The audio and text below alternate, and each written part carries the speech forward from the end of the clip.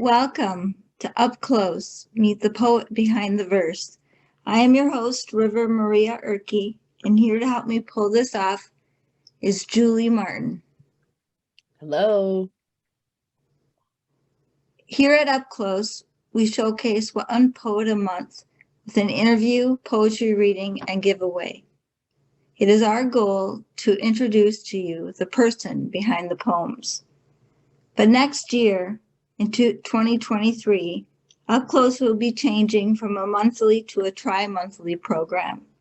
We will be interviewing 4 people a year or 1 person every 3 months.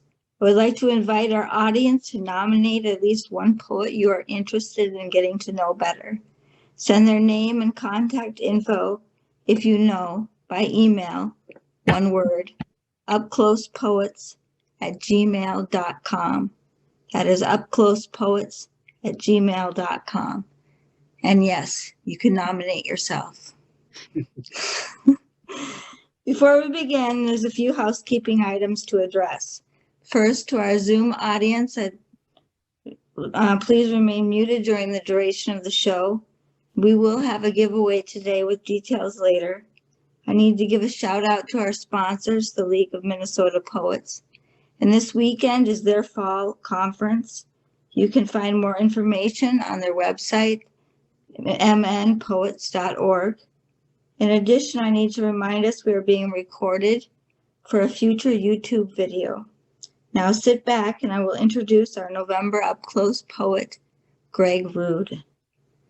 Greg is a performer, poet, writer, teacher, and healer. He is a lifetime Twin City dweller. Besides poetry, Greg's literary work includes short stories, essays, and screenplays. Actually, one of his screenplays became a movie, but more on that later. A little background on Greg is he was born in Minneapolis in 1946 and grew up an only child. He graduated 1946, right? 7. Oh, 47. Whoops. Yeah. Whoops. Don't want to be older than him. And he graduated from the Minneapolis Central High School in 1965. Greg attended a college at the U of M with a focus on biochemistry. He left during his 4th year to protest the Vietnam War, and then his life changed direction. After raising his children, Greg did finish his BA in biology and his RN in nursing. Today, Greg is a certified massage therapist and an RN specializing in geriatric energy work as a somatic life coach. He remarried 8.5 years ago to Paula. Most of the year they live in Minneapolis, but in 2019, the two of them bought a home in Arizona, where they spend their winters. Greg has self-published 4 books: Juno's Witness, which is dedicated to the memory of Mike Finley, A Guest House of Feelings, Reaching, and The Hours. Without further ado, let's welcome Greg Ruud. Thank you. I appreciate your introduction. Just a minor detail there. I can't remember which one, but it was something about. Oh, it was your age. The date that was when you were born.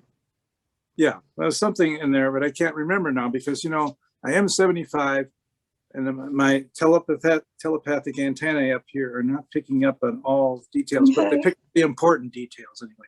So. So my first question here I have for us, if we want to start our interview, is how old were you when you wrote your first poem?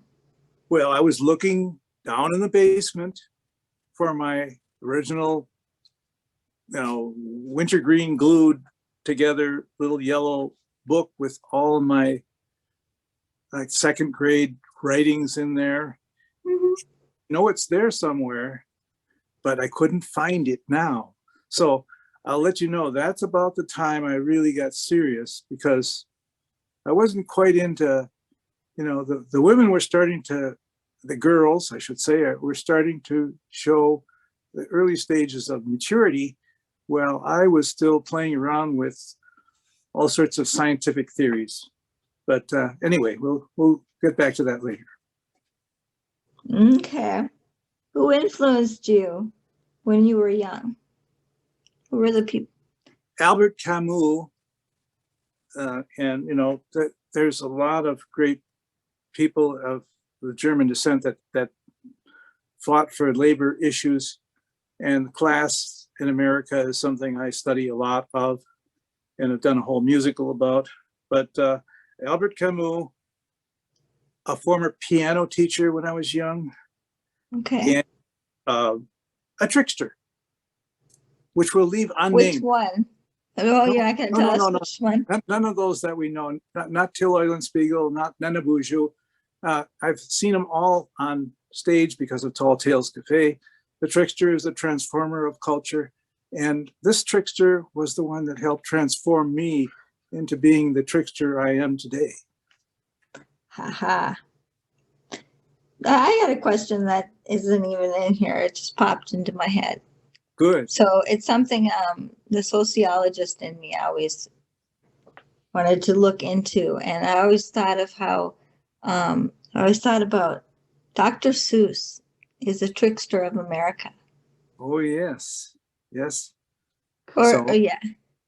But not really maybe the Cat in the Hat, you know, it would be more like the trickster, actually. But perfect. Would you agree? Yeah. Yes, yes. Yeah. I've had police officers come into my place down 6th and Park when I had to take the center of consciousness, and they could recite off of Cat in the Hat perfectly well. They wanted to check out to see if I was a dealer for marijuana, of course, because we were hippies then. But he wanted to show off that he could read the Cat in the Hat without having to use the book. I was impressed. Isn't that cute? Yes, it was. Well, do you have a poem you'd like to read to us? Well, I could read one from the Guest House of Feelings. I just wanted to show that the original manuscript, this is the front cover of it. See? Okay. And right now I'm a self-published, so I have my proofs here. They might be a little shiny because they have gloss over them, but they're color photographs with my poetry in them. So it's like you get a special treat. Because who gets color these days with poetry? Well, you know, I know, Barry, you do. And a lot of people, you know, George, people that understand color is important as much as anything we could possibly put into words. People feel, they can touch, and certain Russian psychic discoveries, it's like, yes, they feel color with their hands. And George's parents were deaf, and they probably felt color in their hand. I have no doubt that that's an important part of why we write, is we want to put color into our lives. You know, what did T.S. Eliot say? T.S. Eliot said, at time, let's see, how do you say it? Do not call it fixity where past and future are gathered, except for the still point, there would be no dance. And there's only the dance. There's only the dance. It has nothing to do with logic, as Rumi said. So the dance, the colors, they're all part of what keeps us. The hope is not just crossing your fingers, it's doing the work, the color. All right. The music that we each hear. The music that we each dance to, or we listen, we move to. That's the direction that my poetry is going toward, all lyric. It's going toward singing. I sing the tunes. They don't become part of my head anymore. They're out there. So good. Oh, cool. Well, can we hear a poem? Oh, sure. Let's see. I have to pull one out like they do at those coffee shops, you know, where they just pull open their phone. Someone told me, don't do that. That's rude. You gotta. Well, my last name's Ruud. I can do whatever I want. But is that the excuse you used it throughout your life as a boy? When a teacher would be like, Greg, you stop being so rude, and you're like, I can be rude. No, the teacher wouldn't say that, because that would be PC. You know, we got to be real micromanaging those things these days. I don't believe in PC. I think we should just go ahead and just be ourselves. But no, it's like Well, I just, in your day, they weren't like that, because in Oh, I my know. day, they weren't like that. yeah, they weren't so overprotective. So we Oh, don't no, not at all. I mean, teachers got away with many things. That's good. We need more tricksters like that again. But okay, here's one I'll sing to you. Did you know that the human genome project discovered, after all this research, that we have about 16,000 genes? You know how many genes a caterpillar has? About the same, 16,000. It's like, what? We're not anything like caterpillars. We don't change. We're genetically determined. Genes? Really? Wow. Yeah, we're genetically determined. Do you know how many genes an onion has? Close to 40,000, much more than us. You know, and I cry when I cut an onion. I say, okay, I got to check out the orchid. The orchid has about a gigagene. It has about 1,000 genes. So I'd say that we cultivate orchids. You know, the thing that we actually, the operand that we have, because we have so limited number of genes, the orchid uses us as their operand because we cultivated them through millennia. Okay, well, the name of this poem is called "The Operand is a Symphony," and the gene is just the sheet music. And it is true because of the hydrogen bonds and the weak hydrogen bonds and the double helix. Yes, we have tremendous ability to mutate, to change our ways. 16 key genes, and what do you get? A hungry caterpillar with insatiable debt. St. Peter, don't you call me, 'cause I don't know. I'll transcend to a butterfly, and the nectar's of gold. His nature and nurture with 16 odd genes is a caterpillar's fate cemented to greens. Then his operand timing blows out and sprouts wings. Who would have thought this nurture that sings? The onions have more genes than humans by far, but any life sentence by this map's bizarre.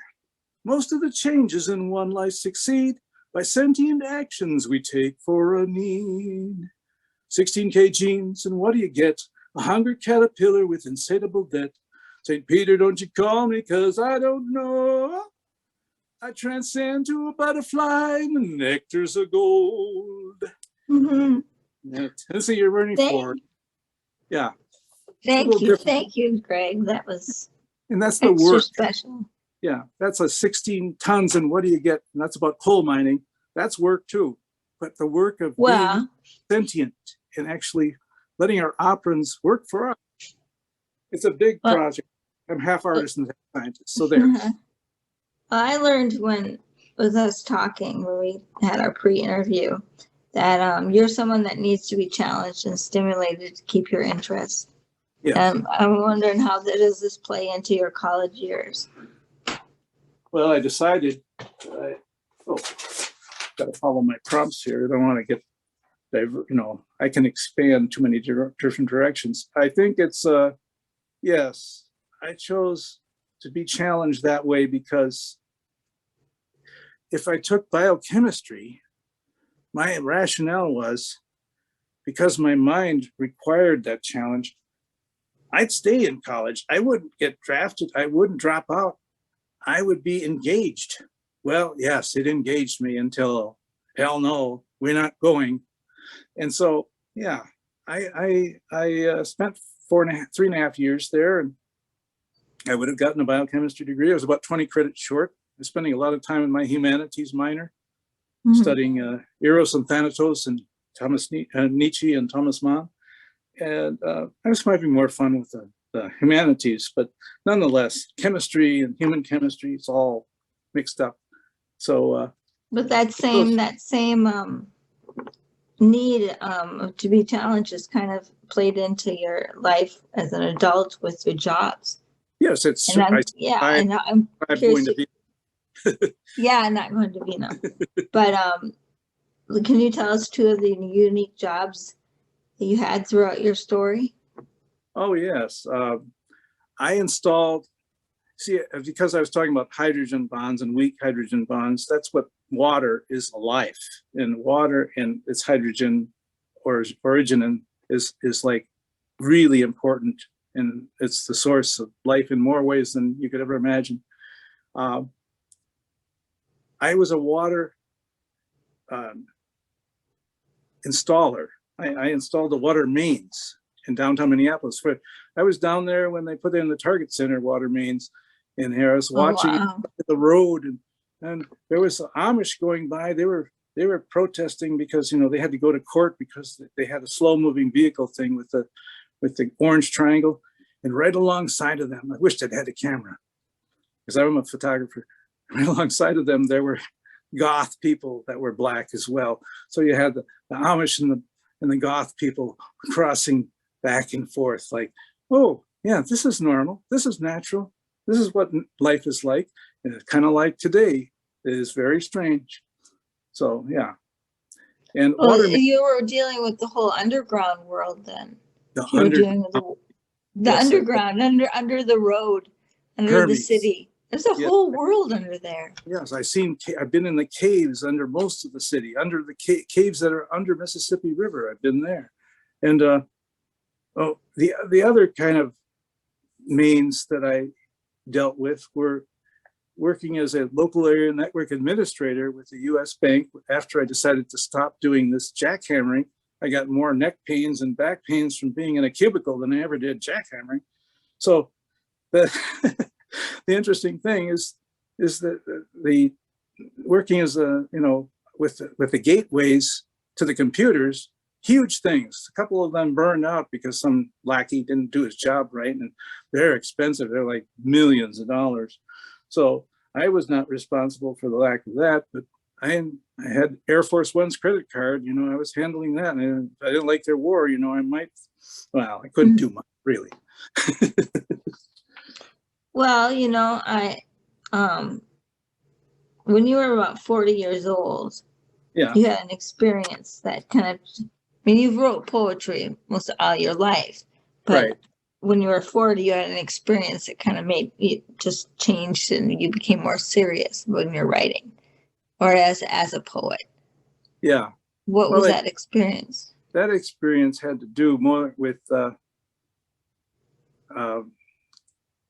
can I describe that? Well, I call it proletariat art. I've called it that for a long time. You know,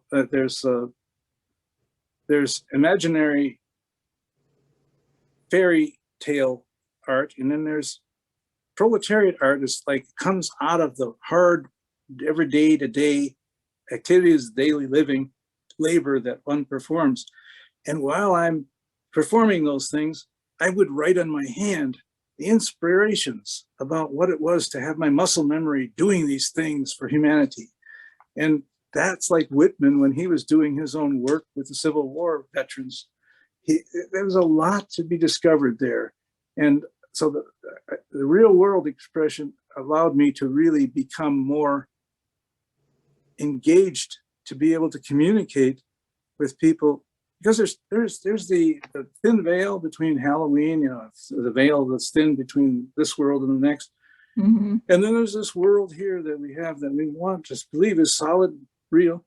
Well, if you don't combine the two, you know, you're not going to connect. You got to reach your audience. So I would reach my audience by using proletariat art. They would have something to relate to because their muscles were hurting too. Mm. Well, let's talk about your books. Right.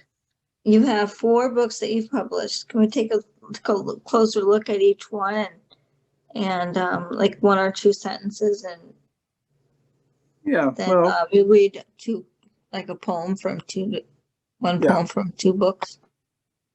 1 poem from 2 books. I can probably read a couple poems from. Well, we could start with Juno's Witness. Well, Juno's Witness was, you know, expression of my great friendship with Mike. Bird's Nest wouldn't have started Bird's Nest Poetry unless it was all Mike's fault. He got in this big tiff with Rick Hilber, and Rick was copyright everything, and Mike said no. It's all, you know what Picasso said. He said, you know, good artists borrow, great artists steal. So the great artists steal because you actually didn't know that it was somebody else's, because you actually embodied it, you know, like transcendent. This life is not about transcending our body, it's about embodying the transcendent. So yeah, I believe in that approach to the way we do our work and in the world. And Well, okay, so we have enough time for all of them. How about a guest house of feelings? okay, from the guest house. What's that about? Well, let's see what I have in the picture, Matt, here of you have Fauci, you have the Dalai Lama, and I have a couple that have Read the Dalai Lama one. my grandchildren, and Oh. and one with Ruth Bader Ginsburg. That's a good one too. But got to recognize what she's trying to maintain for the whole balance between male and female in this world. Let's see. Okay, well, this one is kind of, it's not very holy in the sense of what Dalai Lama would say, but it's called a grave consequence. I was the great honor of getting a free gravesite in Sunset Memorial Park, free of charge. And then they said, well, you know, that means you have to get the equipment and, you know, you have to be buried here. And that's kind of expensive, but, you know, that's their end in the deal. That's how it works. Well, grave consequence is me writing about me dancing on my grave at Sunset Memorial Park in front of the office, saying, well, I can still dance here, even if I don't decide to spend all my money on your digging equipment. Okay, so here we go. A grave consequence. I'd never been in this part of the grounds. Gladys was over there, her service a year ago, and Peter's was 3 years ago over on the north end. I won a burial plot 5 years ago here at Sunset Memorial Cemetery. And since I am being cremated, I can't use it. I selfishly kept it anyway. So I go here once a year just to go dance on my grave, as they say. My wife thinks it's ghoulish, but if they hadn't gifted me this plot with the hopes I would spend tons on their services, I would not torment the office people who see the dance each year. There you go. Well, then there's Reaching. What are the years that these were published? They were all pretty much after Mike died. I decided, oh, okay, screw that. I don't have to be perfect, because Mike wouldn't want me to be perfect. He would want me to be out there. You know, he recited one of my poems called "Librarians Are My Angels" before he passed on Black's Coffee. I told everyone, instead of reading our own poetry, bring something you like from one of the other people here. Those men have to stop being so competitive. So Mike read "Librarians Are My Angels," and I don't have that poem right in front of me, but it was an important, significant milestone for me. And I decided that was why I was going to continue writing along what Mike was thinking about. I guess also feelings. I read one of those. I've got. What is Reaching about? Reaching is like, you know, the Sikhs in India. Do you know all the gods in India are blue? I think it's fascinating. I love, you know, Arjuna and Krishna meeting on the field of battle, and Arjuna says to Krishna, "Not farewell, but fare forward, voyagers." And it goes on. That's from a T.S. Eliot quote in one of his 4 quartets. But you know, it's like, Arjuna, I know people that are living, their God has become Arjuna because they are dying of various diseases, but they have no religious interest in trying to find heaven or hell in their lives through that media, religion. But suddenly, well, what is Reaching Arjuna, about, though? Is that what it's about? Reaching is about that Sikh the Sikhs are the ones that reach. They're the seekers in India. And so they prosecute it a lot because you don't seek without getting your nose bent. I know a lot of mosquitoes that happens to. So anyway, but seeking is, we are love dogs, as Rumi used to refer to, and dogs are howling at the moon. Well, we're howling for the God spirit, the great spirit, and we're howling too. We're humble, but that's what reaching is about. A lot about those kinds of things. And by the way, I want to say I've had these poems with all 4 books put out for a very decent price and sent all around the country. I've had them all the way to every part of the East Coast, down in Louisiana. People from all over, because I have a lot of Facebook friends, they said, I want one of those. I want those. So I would send them. So they're out there. They're enjoying reaching a year ago now, or more than 2 years ago, because it was about time COVID was in the beginning. Well, we don't want to forget about the last one, The Hours. Well, there's a movie called The Hours. It's based on, what was it? Mrs. Dalloway. Mrs. Dalloway. Virginia Woolf. Is that really? Well, Virginia Woolf, of course, committed suicide because she had a certain issue, with, she was being taken care of, she was being doted upon, but she felt she was a burden. Now, we all find out at a certain point, we have to decide whether the caregivers, in any relationship we're in, we're going to have to decide one of us is going to be taking care of the other. Who's going to be taking care of who? Well, Mrs. Dalloway was her answer, at least literary, to what she needed to say before she ended her life. I don't judge people by that. I mean, I belong to SAVE, Suicide Awareness, Voices of Education, all that. I believe that it's plenty to educate people about depression. I've had depression when I was young. We don't have to stay stuck in the milieu of these things. We have to move on to understand what, assisted suicide might be such a bad idea if you're getting to a point where you're in a lot of pain. I don't know. Well, yeah, I don't even. It's just, I don't know. I think at a certain point in that area that it's actually not suicide. No, it's not. I mean, you suffer enough pain.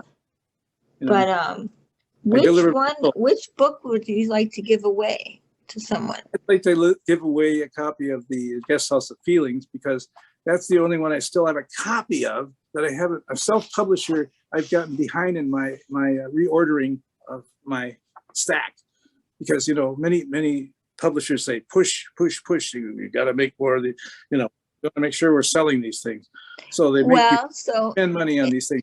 I don't have to. I decide when I'm going to spend money on it. So you're gonna do one book. So everyone that's here, that's been here, knows we'll play the number game. So everyone has one guess that you could put in the chat, and it's between 1 and 50. And whoever comes the closest to the number without going over will win the book. And we will announce the winner at the end. At the end, yes. So, Charlie. You've been a part of a group for decades that combines poetry and therapy. Can you explain? Minnesota Poetry Therapy Network is part of the national network. It started here with Sister Arlene Hines and Jerry Chavis, my great friend and teacher through St. Kate's, where I taught nursing.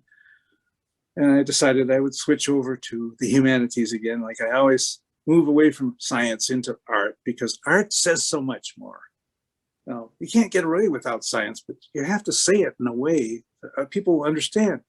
So, I just did that in that context. I don't know how to describe it otherwise. Well, who are your influences today? Who influences you today? Well, like I have. See, okay. Here I see it. George Colburn comes to mind. Oh yes. Yes, because he's given me some great hints when I was first living down in Arizona the first year. I started to write from a different perspective, like, you know, D.H. Lawrence lived down there in the highlands, and like, I loved D.H. Lawrence. Well, and Colburn, he gave me some feedback, and Hilber did too, but just like, we were just, after we'd started Black's Coffee, I thought, no, we'll just stay in touch this way, and we were all on our own path, and we always have to be, right? Other authors, other influences would be like William Carlos Williams and W.H. Auden, William Stafford. Now, William Stafford, I'll probably read his piece at the very end here. Ask Me is just such a remarkable piece for someone who was imprisoned in solitary confinement during the Second World War for being a war protester. That man deserves the credit he can get. How long was he in solitary? Well, he was in prison all during the Second World War because, you know, people that resist a very generally acceptable war, not just a Vietnam War, but acceptable just war. I mean, you had Lindbergh, who thought it should be Nazis, but no, Stafford just said, this is crazy. We're killing each other over, you know, things that, of course, the atomic bomb came along, and Stafford's blew the world apart with his writing, much more than any atomic bomb. So. Well, you know, I thought it was so cool, and you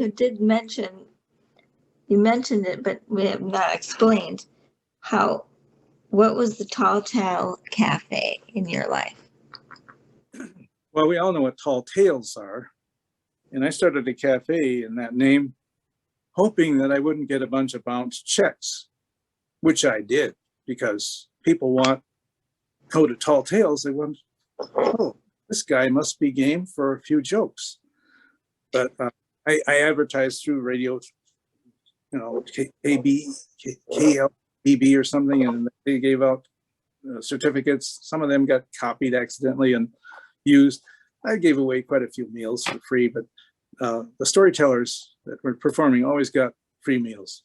And then they had a donation basket. So we didn't have an entertainment license. We had to be very careful. We weren't entertaining people too much. I love this kind of strange world of Republican and Democrat, you know, regulations. It gave me a different perspective from being just a left of left. But did it focus on performance a lot? Oh yeah, I hosted over 300 performances of all sorts of storytellers, and many of the stories got repeated by different authors, and I heard the story from many different perspectives. So ancient stories that go way back, that when I look at my audience, and I looked at how they were responding, and I looked at the performer, and I got to see a secret, something I wouldn't have seen unless I'd done this special experiment with truth called the Tall Tales Cafe. So yeah, anyway, and we focused on. How would you describe a storyteller? A storyteller is a very unique animal. As poets, I brought a lot of storytellers onto Bird's Nest venues when it was live, because I thought, oh, prose. What's the difference between prose and a story, a short story? I mean, Guy de Maupassant wrote wonderful short stories that I loved when I was a teenager. It's just all sorts of stories that we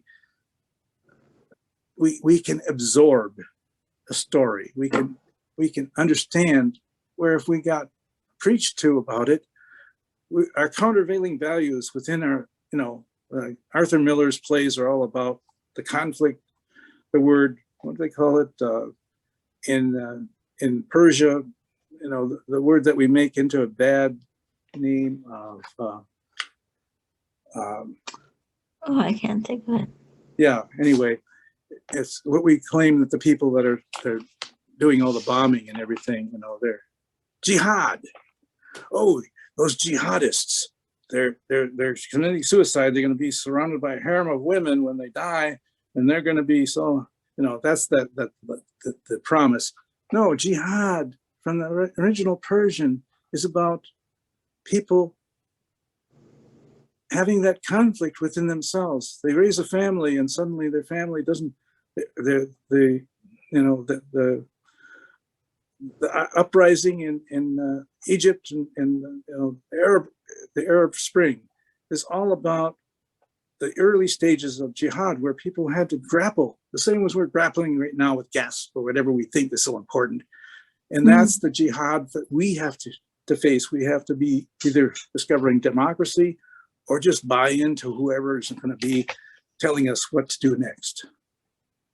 Yeah, I suppose that's kind of, well, we're to find out next week what's going to happen. Oh, yes. So you are, I mean, you've done a lot of things, but you're a certified therapist. Yes. And therapist. And I call that it's a body mind thing. So when we talk about geriatric somatic body, I make it very clear that I'm not just dealing with the muscles in themselves, but when I touch the muscles, many times the poetry comes out of me hearing what the muscles tell me. So, that's very proletariat art, the pain that each of us feels. well, you wrote a screenplay and became a movie. Yeah. Can you tell us about it? Warren Bowles from Mixed Blood Theater. I just talked to some people just yesterday that were part of an off-Broadway group that I was with, the Fogey Follies, Alan Lotsberg's thing. And they remember this whole thing with Warren Bowles. They brought up his name and said, Warren, he's the man that played Martin Luther King at the Spirit in the House. And he's the man I showed my screenplay to and said, we've got to do this over at Mixed Blood. And sure enough, we were up there on the second floor rehearsing and looking over how we would put together this piece so everyone could be convinced, because it was about Latino and Black diaspora and the way that the working class was being manipulated by race. So it's pretty interesting.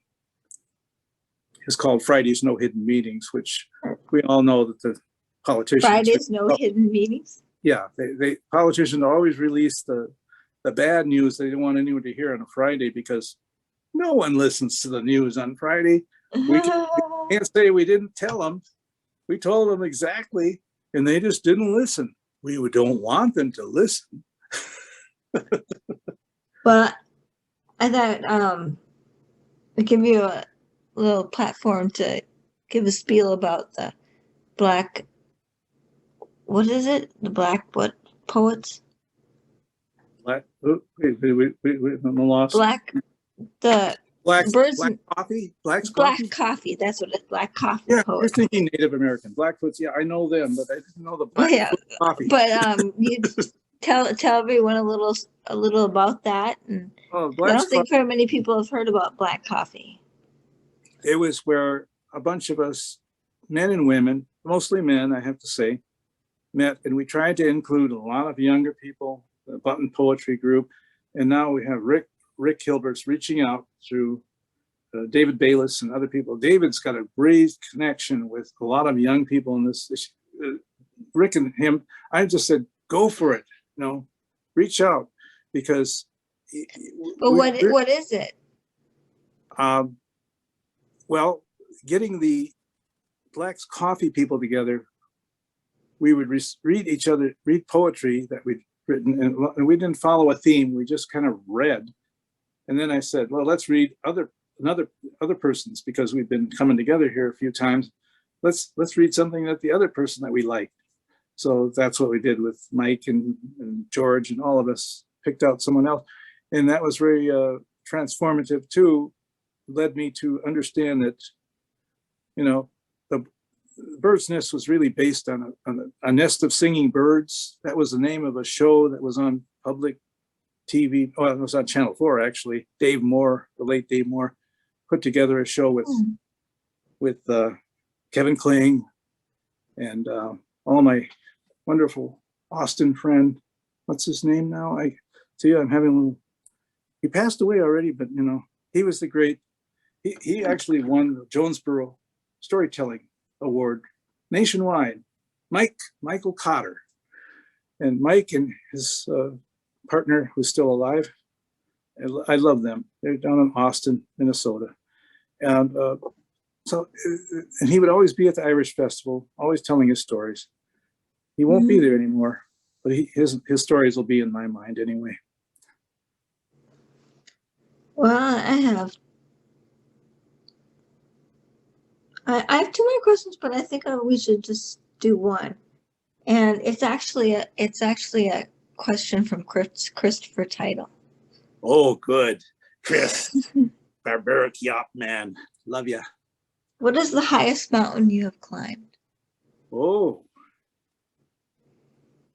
A metaphorical mountain by Thomas Mann called The Magic Mountain. It's the story of Hans Castorp.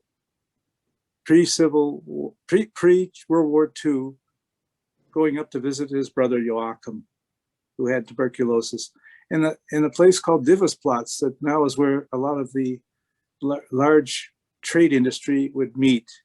And I almost went there when I was in that area, but I decided to go to the Périgueux and the Cro-Magnon caves in southern France.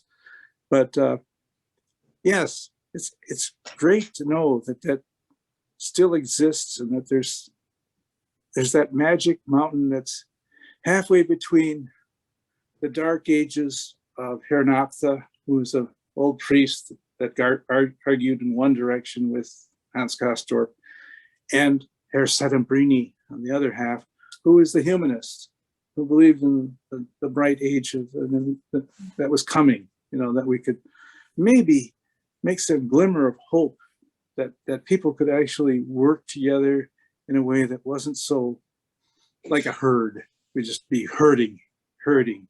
Yeah. Let's think for ourselves for once. Well, and at the same time, be a community and work together, like you just said. Absolutely. That's a good point. But yeah. I mean, you can be a community working together without being a herd that's just following. Yeah, you can build the temples that were the churches back in the Middle Ages that took generations to build, or you can build the skyscrapers that the money worshippers build today that take very little time to build, and we wonder how long they're going to last. Mm-hmm. However, there's that whole other aspect of what is it all about, Alfie? I wonder what would go down faster, a skyscraper or a pyramid. Or the basilica, or one of those where Michelangelo did the fresco of the two hands. Oh yeah. They've all had their little disasters, because the world is falling apart a little all the time. Yeah. And but it's got new growth every day. Yes.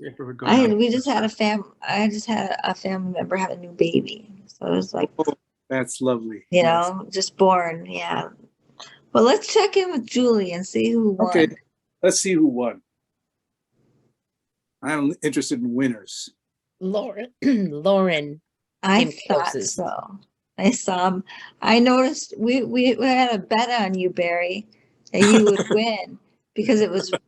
The number was right in the middle, but it was number 26. And I saw that you popped up. He picked 28. Close. Yep. Yep. That's Who funny. was the winner? Okay. It was Lauren. Lauren Nemi? Okay. Yep. Yeah. So well, Lauren, you direct message to Greg your address, or do you know his? Yeah, you can just email me at gregruud5@gmail.com. I think you have it already because you sent out invitations. I was sick for that one thing you did with the American storytelling thing. But well,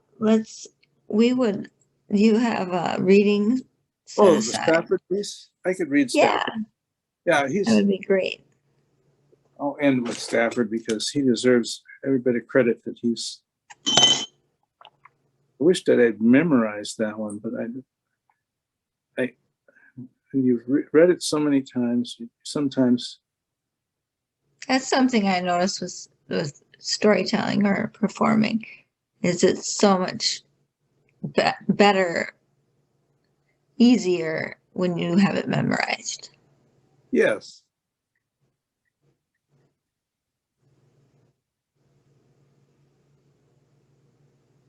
Okay. Here we go. So,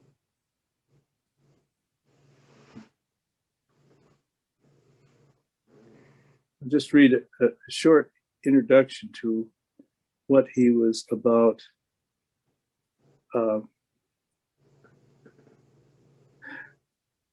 I'm going to read a different one than Ask Me, because this one has been made into a song and I can sing it to you. Because Okay. Barbara McAfee has made it into a song, and it was so lovely. And because we're suffering from a separation of church and state issue right now, if you don't know the kind of person I am, and I don't know the kind of person you are, a pattern that others made may prevail in the world, and following the wrong God home, we may miss our star. And then it goes on.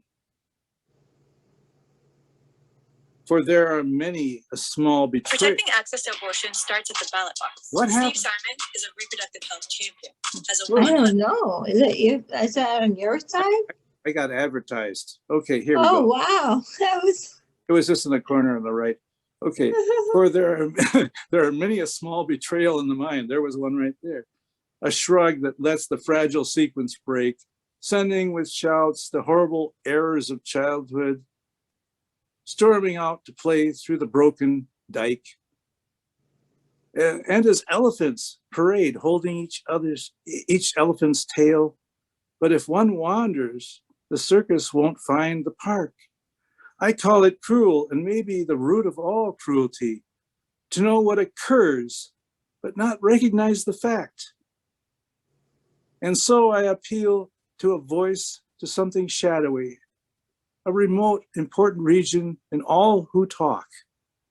Though we could fool each other, we should consider, lest the parade of our mutual life get lost in the dark. For it is important that awake people be awake, or a breaking line may discourage them back to sleep. The signals we give, yes or no, or maybe, should be clear. The darkness around us is deep. Mm. Wow, what an ending. Yeah. This was fun. Thanks, River. Enjoyed it. Yeah. Yeah. Are you cool with us opening questions up to the audience? Oh, yeah. Any questions? Go ahead. Okay. Julie, has there been any questions? I forgot to mention that people could. Nope, no questions in the chat. Does anybody out there? Was the chat questioning? Sorry, Oh, What? yeah. Broderick. Hey, or can we just talk on the screen? You can just ask. you can arm wrestle if you want. No, just kidding.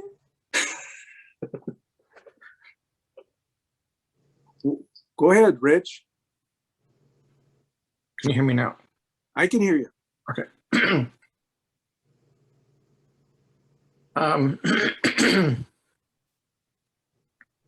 When I look at the poets we hear tonight, most of them,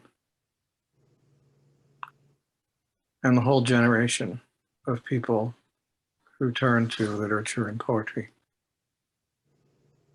when I was growing up, Mhm. it was all about self-liberation.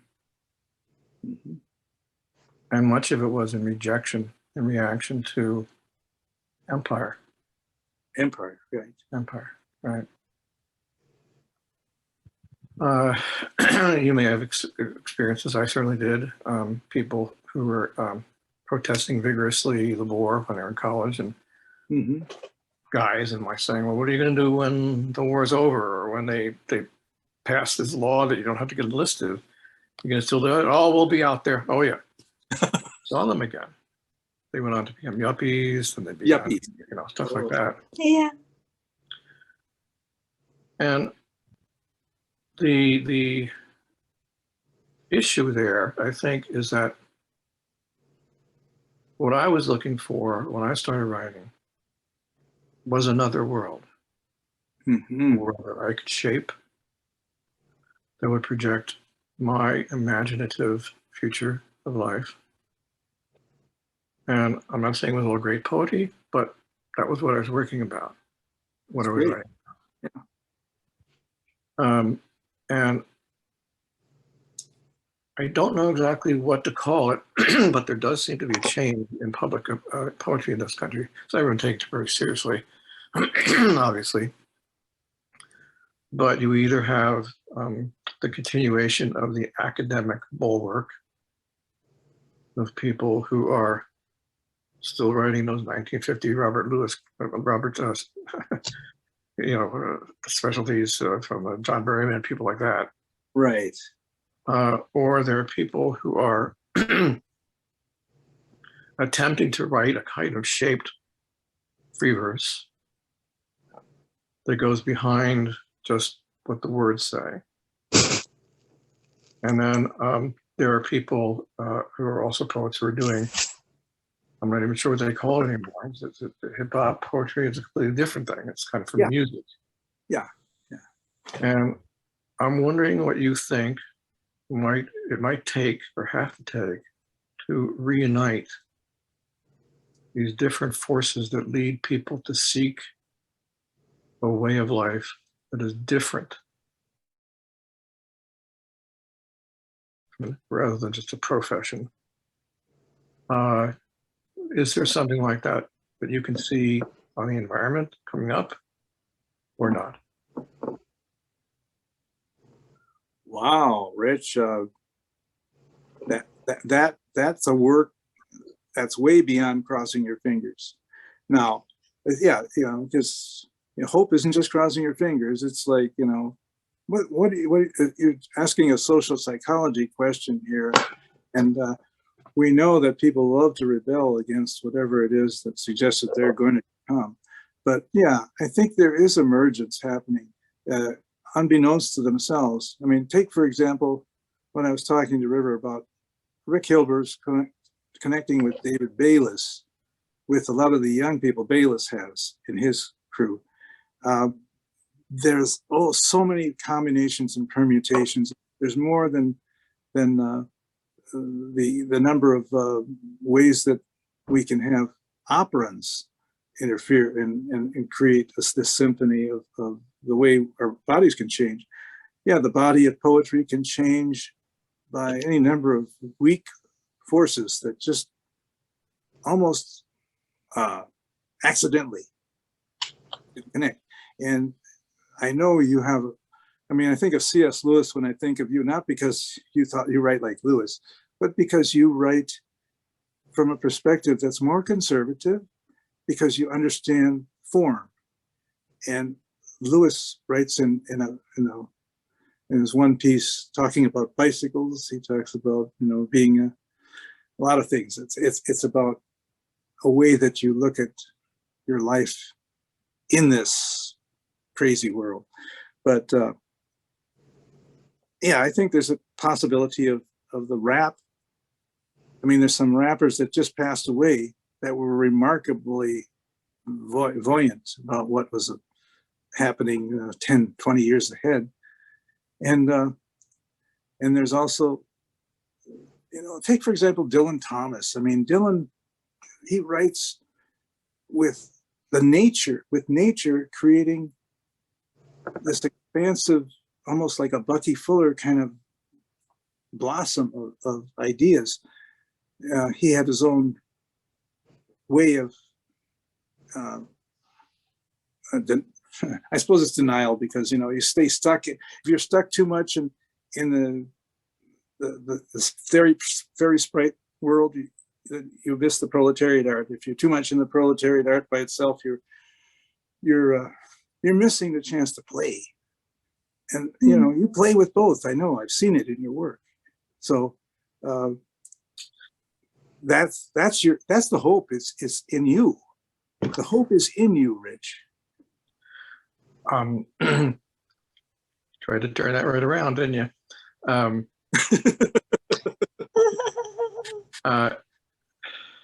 first of all, I would be interested in hearing, if you wish, talk about what is inherently conservative about writing in some kind of form, even if it's fairly loose form. I don't write a lot of sonnets, but I try to write with rhyme and rhythm built in.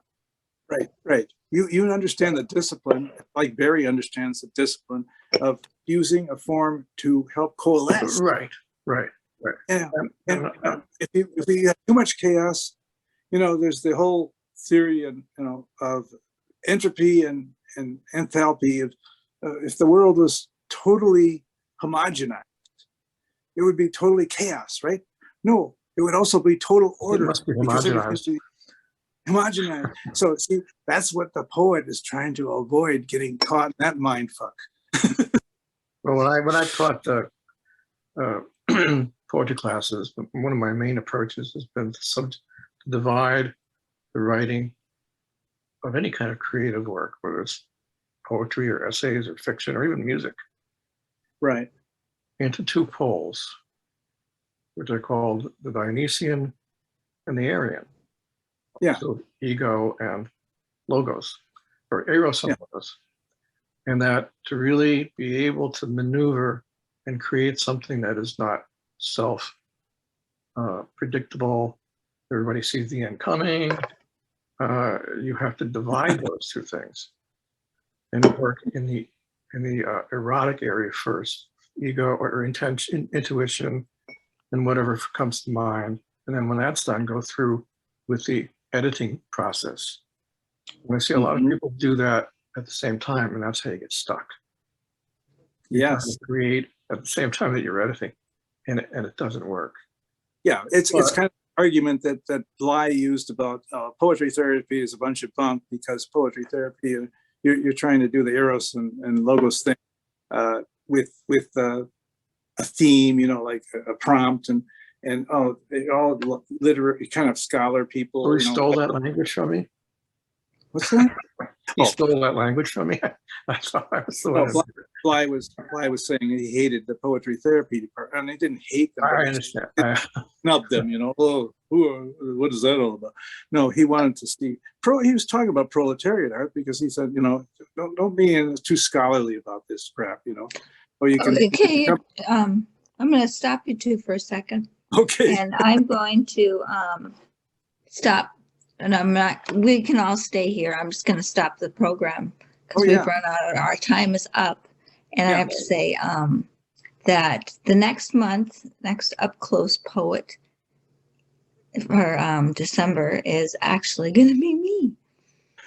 And it's going to be George Colbert and Julie are going to both, George and Julie are going to interview me. So it'll be interesting to see what happens. But so yeah, you guys, we can all keep talking. I'm going to go and turn off the recording part of this. Yeah. Because that's River, before you do, can I just ask Greg, can you repeat a sentence that you said, when you're too much in the blank world, you miss the chance to play? Proletariat world. Proletariat. Yeah. Thank you. You guys can all stay here. I'm just going to go. I'm just going to turn off the recorder. I'm not turning off Zoom. Yeah. Thank you so much, River. Thank you, River. Oh, yes. Thank you. Oh, yeah. Thank you, River. Thank you. Yes. Okay, go ahead, Rich. What was your question again? It goes in That you answered my question. When you're too much in which world? You said proletariat. Yeah. Yeah. Thank you for your thoughts tonight. What's your name? Let's see. Me, I'm Shirley Franklin. Shirley Franklin. Okay, you're the moderator for the League of Minnesota Poets. I don't know, but anyway. I'm in it, but I'm not the moderator. Oh, all right. Nice to meet you. I emceed a reading once, but Peter Stein and I run into each other when we're out at the Minnesota River at the parks out there. And, dangerous.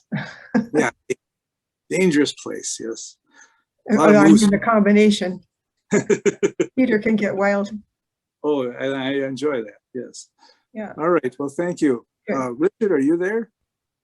So good night. Thanks. Thank you. Good night.